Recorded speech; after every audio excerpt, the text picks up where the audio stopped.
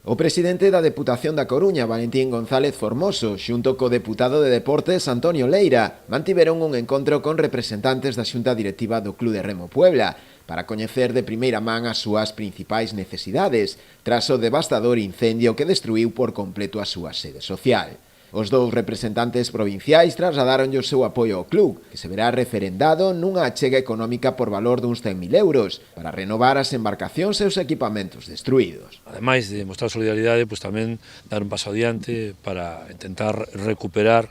o ánimo dos rapaces e rapazas que están vinculadas ao clube,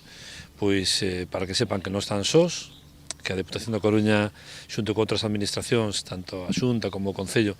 vamos a facer un esforzo para recuperar isto mellor do que estaba, en mellores condicións, para que isto non volva a ocorrer,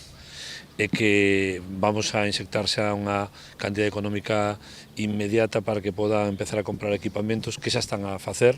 de alguma maneira con certa debilidade financiera, pero non teñen todavía soporte financiero máis que promesas das administracións. Vamos a intentar facelo rápido para que podan facelo con toda a seguridade xurídica e agradecer tamén aos proveedores que están dando facilidades para que se faigan co equipamento, para que os rapaces volvan de forma inmediata á actividade deportiva. Na xuntanza na que tamén participou o alcalde José Carlos Vidal, analizouse tamén a reforma pendente da xa nave queimada, para que o organismo provincial tiña xa comprometida unha partida económica por importe duns 300.000 euros e que agora deberá ser reformulada. E despois xa nos sentaremos para deseñar se o clube sigue aquí, según a decisión e evaluación dos propios técnicos e do propio Concello tamén. En función, unha vez que se decida eso, haberá un proxecto técnico que abordaremos entre as tres administracións. Dende o club agradeceron o apoio do ente provincial, o tempo que destacaron tamén as numerosas mostras de solidariedade e de axuda que lles está a chegar dende diferentes organismos e entidades, así como tamén de outros clubs.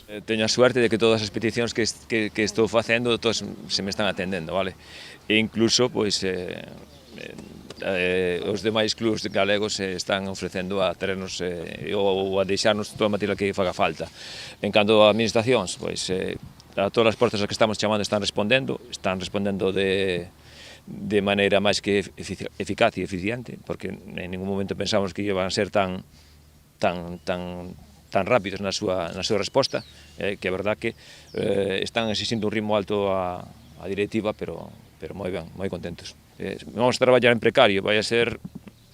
duro, vamos a traballar en precario, pero imos sacar adiante. A da Deputación da Coruña non será a única axuda. Noutra xuntanza mantido nas últimas horas pola directiva do club con representantes da xunta, neste caso co conselleiro do Mar Alfonso Villares e o secretario xeral para o deporte, José Ramón Lete Lasa, conseguiron a cesión dunha nave para uso de almacén e tarefas deportivas a través dunha autorización administrativa de xeito inmediato.